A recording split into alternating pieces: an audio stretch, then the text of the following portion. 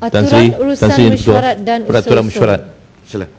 18.1 saya ada kemukakan usul untuk menangguhkan mesyuarat kepada yang berhormat Tan Sri yang di-Pertua berkaitan dengan isu penangkapan 7 orang warga Malaysia dan 6 orang warga asing yang jumlahnya 13 di bawah Akta Keselamatan Dalam Negeri, yang saya kira sepatutnya Tan Sri seharusnya membenarkan usul itu untuk dikemukakan dan dibahaskan di parlimen ini, kerana bagi saya bahawa tindakan yang dibuat oleh pihak kerajaan ini, pihak polis khususnya, satu tindakan yang sangat bertentangan dengan pengumuman yang dibuat oleh Perdana Menteri untuk menghapuskan ISA dan kemudian menggantikan dengan undang-undang baru, iaitu undang-undang yang dirujuk kepada undang-undang Patriot.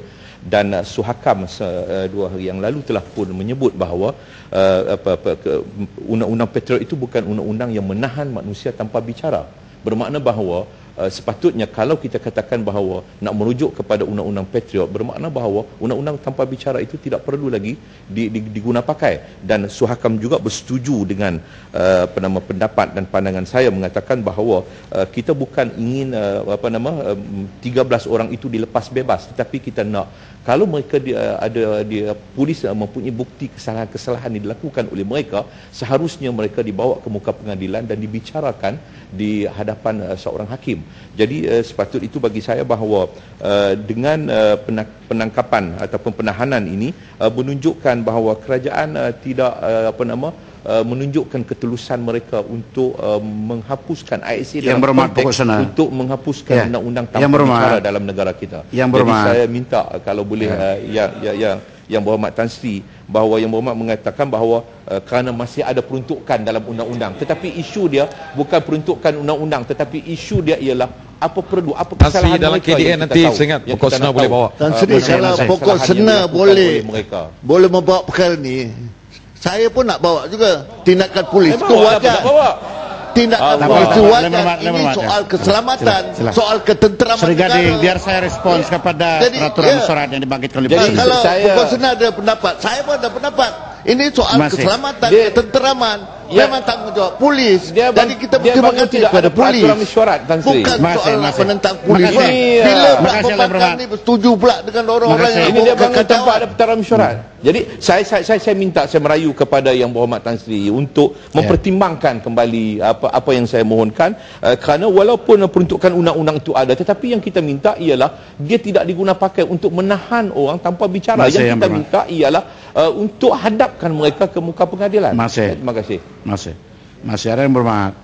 Saya ingatkan kembali bahawa sebarang keputusan yang saya buat atau timbalan-timbalan saya telah dipikirkan dengan sedalam-dalam. Dalam soal yang dibangkitkan yang berhormat Kosna itu, yaitu minta supaya saya membenarkan beliau membincangkan suatu perkara, yaitu perkara spesifik kepentingan orang awam dan perlu disegarkan. Saya telah mengambil keputusan apabila mengambil kira fakta-fakta daripada pihak-pihak berwajib. Saya telah dimaklumkan bahawa perkara ini diambil tindakan di bawah Akta Keselamatan Dalam Negeri, masih berkuat kuasa dan ianya belum lagi dimasukkan sekiranya akta baru itu belum beroperasi. Pertama. Kedua, saya juga dimaklumkan bahawa perkara ini adalah perkara yang berhubung dengan keselamatan dalam negara dan mempunyai unsur-unsur kerahasiaan.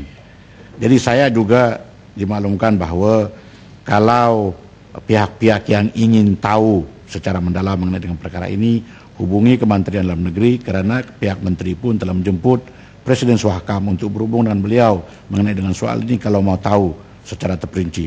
Tetapi tidak boleh dibincangkan secara umum.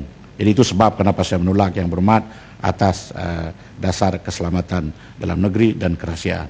Sila Setiausaha.